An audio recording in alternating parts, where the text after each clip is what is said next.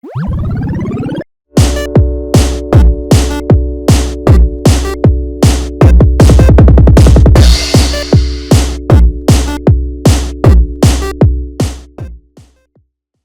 everyone. Welcome back to another episode of the Jug Show. So, today we're going to be talking movies. So, it's been about 2 weeks now, so I think it's about time for me to do the spoiler review of Fantastic Four First Steps. And I have to say, this is actually a really, really good movie. Compared to what we've been getting with the MCU, it actually feels very different from previous MCU movies. And it even feels different from the original ones because when I actually watch MCU, I usually compare it to, say, the original Captain America and Thor movies, as well as the original Hulk movie and Iron Man 2.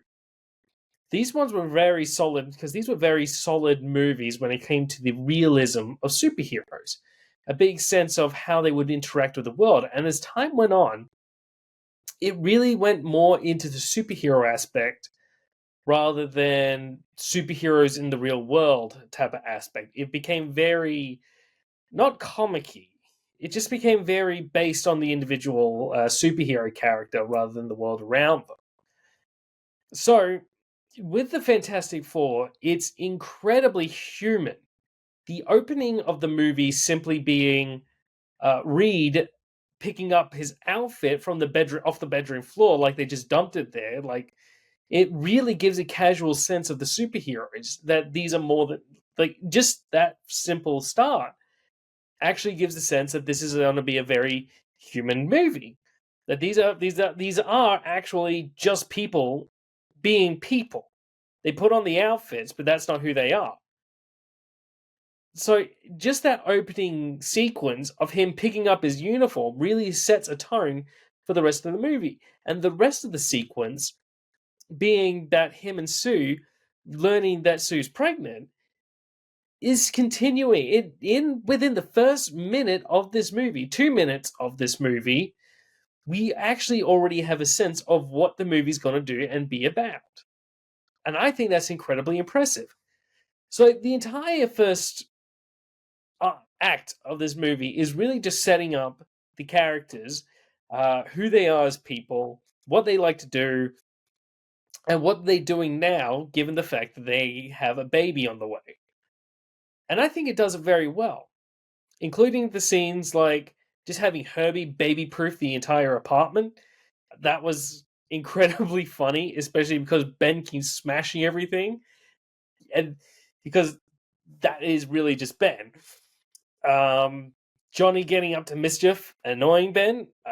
Reed having his little panicky moments, just because he's always overthinking things, and Sue just having the time of her life watching all this. And it is very good. And one of the better reasons why it's good that it's taking a different direction than the previous MCU movies is also the fact that the previous MCU movies were all Avengers and Avengers characters.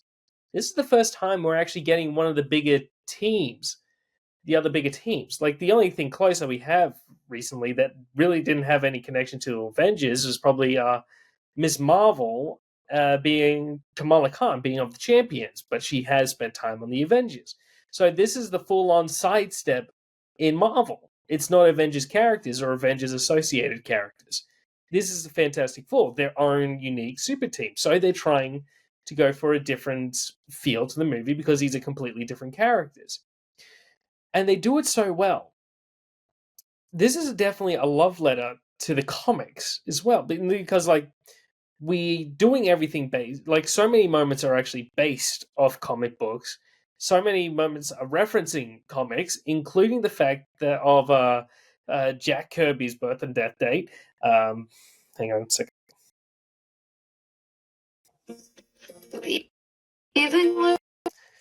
Especially considering the birth date of Jack Kirby being the universe that we're in, I was shocked when they actually revealed that. That was a fantastic moment post credits. And even the moments of Ben with the woman he was flirting with, that was from Miller's Run. just pretty much everything was actually almost not ripped out. They did take liberties. This is still the MCU, but it's more closely related to the comics, and it's fantastic to see. I'm going to end up saying that too many way damn times, too many damn times.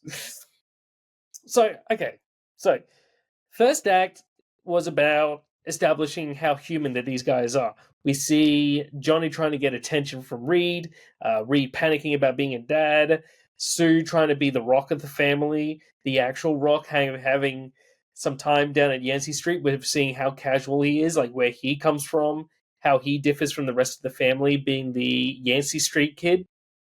Even the fact that he did actually was a bit of a kid crook, stealing cookies from the place because Ben did actually grow up in that type of an environment. So that was a very good callback to the actual characters. When we get intense, that's when the Silver Surfer turns up. I love the fact that they used the fire in the sky. I still do. I brought this up when we were doing trailer analysis. The fact that that's also a reference to when Galactus first invaded, that the sky set on fire, and that was caused by Uatu trying to dissuade Galactus. I kind of don't want to just talk about this movie in sequence. So, I'm going to be bringing up a couple of highlights. How am I going to do this? I'm going to just talk about some highlights of the movie. Like I said, very human movie. We keep seeing this as well throughout the movie, especially with Reed and Sue's pregnancy. So one of the most intense moments is that for Reed as well, is that he's panicking. Like any parent would panic. But Reed, as he states later in the movie, that he lets all the bad things into his head so he can try to avoid them. That's Reed everywhere. That's how Reed actually functions. So seeing that actually portrayed in the movie is fantastic, is absolutely well done. And the fact that he's using that moment, he's doing all these tests, he creates new ones, is actually very positive to see, especially at the point where we have Sue do something that I actually found very funny because I tweeted it before the movie came out saying, "Do you think that Sue is going to turn her belly invisible to see Franklin?"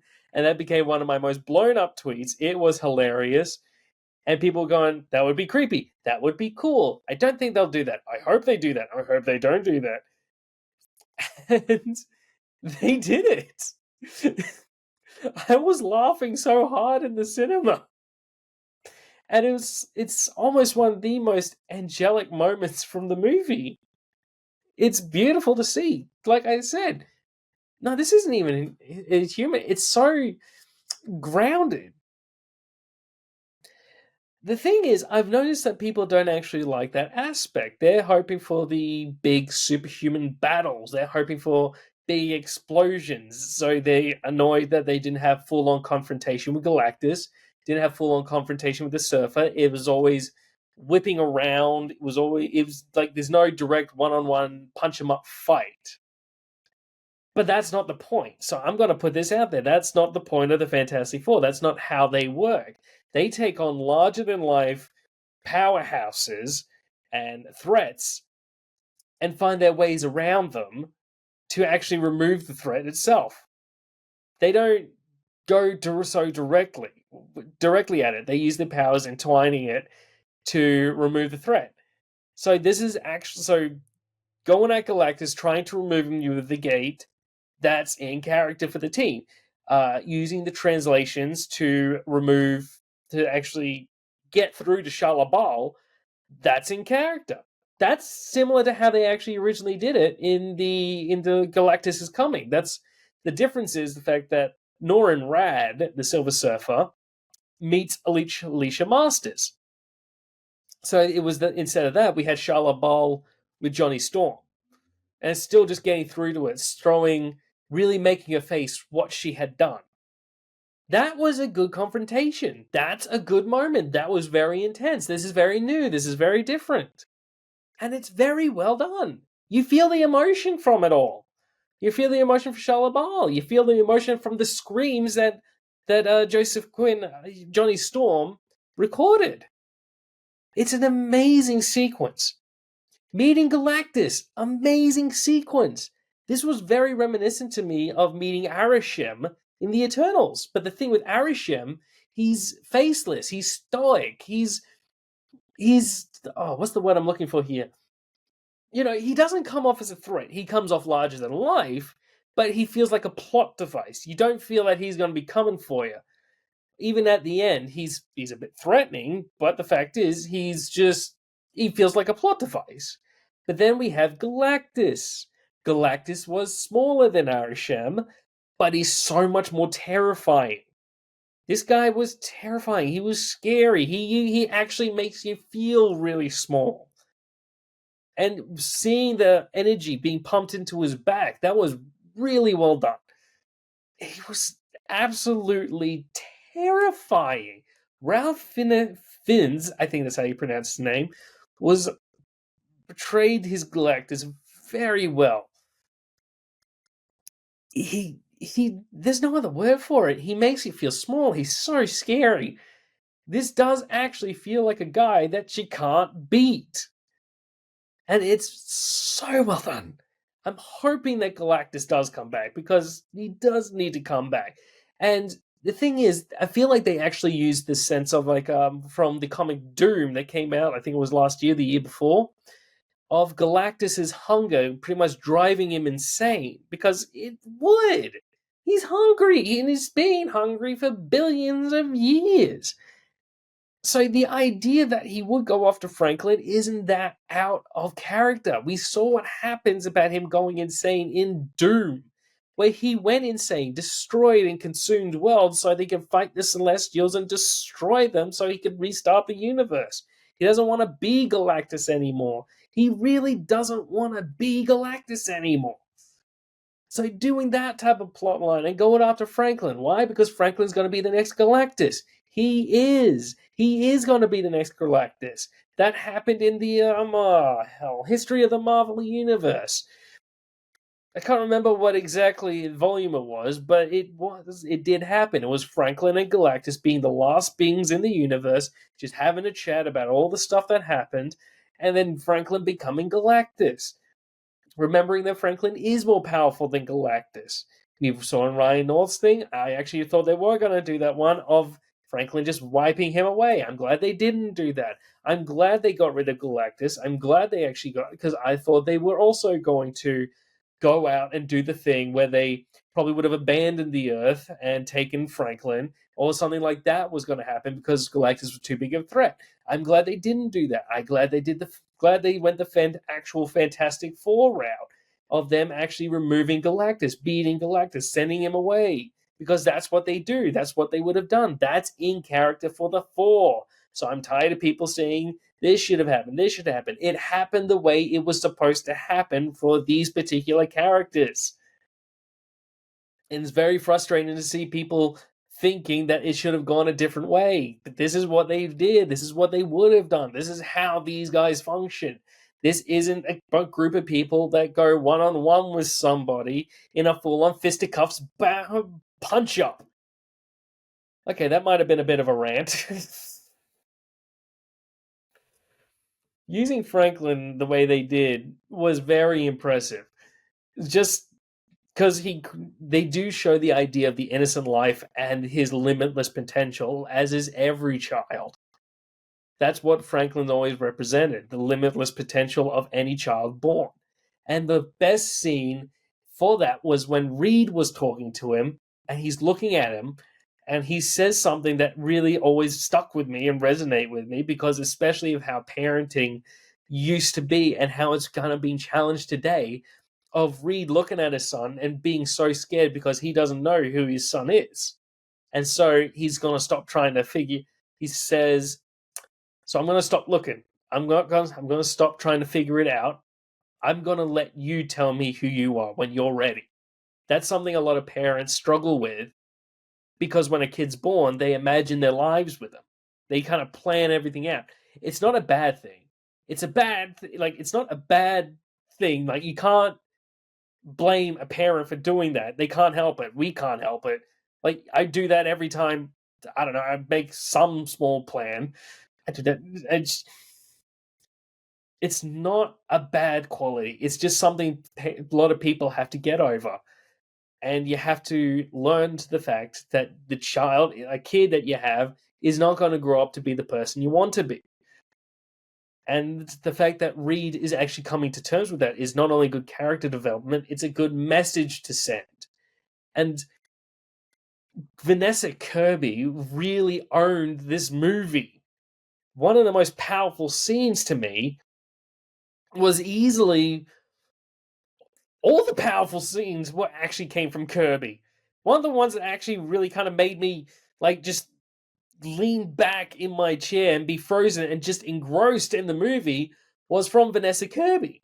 Mainly from the scene where she's not arguing. Well, actually, no, that one scene she was arguing with Reed when he said that handing over Franklin would be logical, but it's not what he wants to do. But just hearing him say that freaked her out.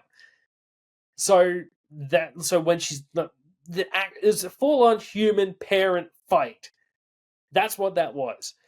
Then you have the scene where she's actually given birth, and the fact she's so real and raw of what have her screams, her guttural screams for it. She's not holding back. She's not holding back her fury when she says "kill her" to Johnny when talking about the Silver Surfer.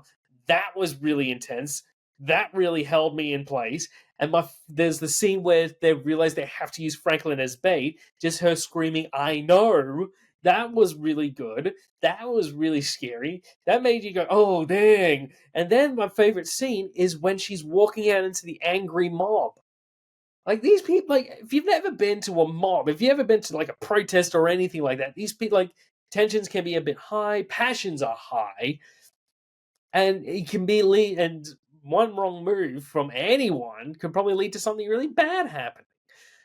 So the fact that she's finally walking out with Franklin, who they all want because they want to hand him over to Galactus, and everyone just stops, falls silent, and looks at her as she's walking to this crowd. No force field, no invisibility. She's just captivating everyone. It's just her raw aura as a mother that's holding everyone at bay as she stands up and makes her speak. And talking Sue Storm, we can't deny the scene where she literally takes on Galactus by herself. She pushes him back. Okay, not by herself. When we had Ben help, we had all members of the Fantastic Four help to get him, push him into the thing. But that was definitely a big Sue moment. And I've seen people saying, she can't do that. She couldn't do that. Yes, she could. She has literally pierced a form of Galactus. She has broken Celestial. Okay, something I need to say about Sue when it comes to the whole thing about her killing Celestials. It wasn't just any Celestial. It was Exeter, the biggest Celestial, the most powerful Celestial. The Celestial that is supposed to execute planets. Just getting that out of the way. So the scene where she's pushing him back is definitely a love letter to how powerful Sue is, how much of a lioness she is, and how much she will sacrifice to protect her family, to protect her children. And just watching that was just spectacular. And it wasn't even about her completely overpowering him. It wasn't her just pushing him back easily. She bent backwards. She felt the force of Galactus against her. She needed Ben's help because he gripped onto the building. And she died afterwards. This isn't. I don't care what people are complaining about because I know what they're complaining about and they're very insecure people. But this isn't about that. She's just a powerful character, and it's an amazing character, and there's so much more to it, but you can see these people's insecurity, and these people are ridiculous, so don't pay attention to those people complaining about the fact that she managed to push Galactus. I'm ranting a lot in this video. Seriously, hell, forget the rest of the Fantastic World. Give Vanessa Kirby and Sue Storm her own movie. Oh, all the characters and all the actors really portrayed their characters very well. It's very well done, and it's one of the best Marvel movies ever made, easily, because it's really breaking the mold of the MCU. They're trying something new, and while this isn't reflected from the box office record, there's reasons for that. For starters, not a lot of people go to the movies as we once did. The fact is, post COVID, a lot less people go to the cinemas anymore. It's not really what they want to do, and it just still makes them nervous. So the drop from the first weekly box office, that should have been expected. And not only that, but the fact that everything's streaming now, people are saying, wait for it to come out on streaming because I don't want to spend $32 plus on a ticket and snacks so I can go see this movie when I can just sit at home, watch it for a much lower price. So that's your reasoning why it's probably not making as much money as projected, but it has made a profit. And we've already seen that they're in talks with Matt Shackman of directing the sequel. So it is a good movie. It did meet expectations. The problems, though, came from mainly it really needed an extra 20 minutes. There's scenes in a lot of the trailers that we don't see in the movie. I mean, you can get that from a lot of movies these days, but this one, you really feel the cuts, especially for some of Ben's developed scenes. So I really hope we see deleted scenes, like in maybe a DVD release or just in maybe some form of release, because I want to see a lot of those scenes. Because one of the ones they didn't do a lot of was a bond between Sue and Ben. Like, they didn't have a lot of moments, and I find that unfortunate. I like their friendship. That's also another thing that was a bit of a downside as well. This one's just massively personal. If you don't know, Ben is Franklin's goddad, and Ben is Franklin's middle name. And so when Franklin was born, the fact that Ben was the one that delivered him, that meant a lot to me. Ben's my favorite character, and I love the fact that he performed the delivery and handed Frank and was like the first person to hold Franklin. And she looks right at him after naming him Franklin, and you're just thinking, she's gonna say it. She's gonna say it. She didn't say it. I'm just like, why didn't you say it? Franklin Ben Richards. It's 3 little words. You should have said it. So that was a bit of a downer. I'm like, why didn't you say it? The effects were amazing. The space travel was amazing. I find the fact that I couldn't get out of my head when you see Galactus' ship, it's Unicron. It's easily Unicron from Transformers. If anyone's not seen Unicron, it's just because you don't watch Transformers. Unicron without the spikes. He harvested Unicron's body. Okay, that's what happened. Galactus harvested Unicron's body because he thought he was better off having the ship, having him as a ship to eat. Okay, that's what happened. That's canon.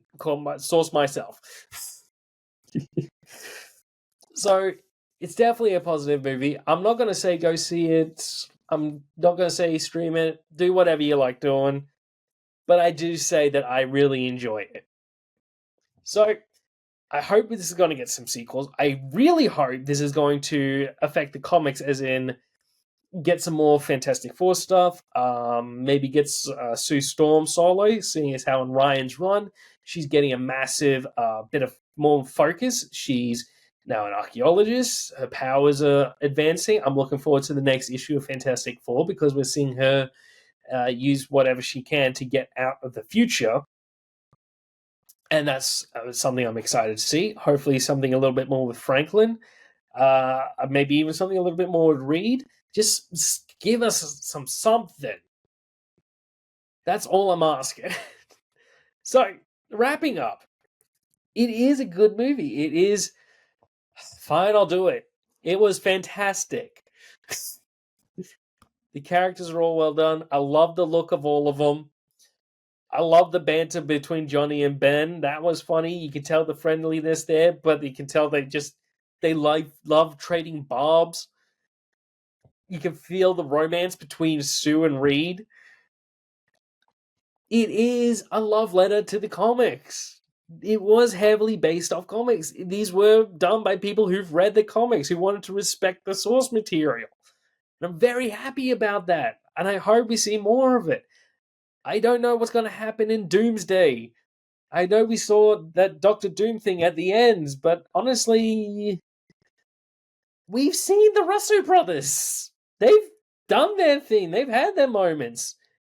Yeah, I think if we kept going, we need more directors like Matt Shackman. We need more movies like Fantastic Four and Eternals. Yes, I said it. Okay, we need more movies like Eternals. That was a good movie.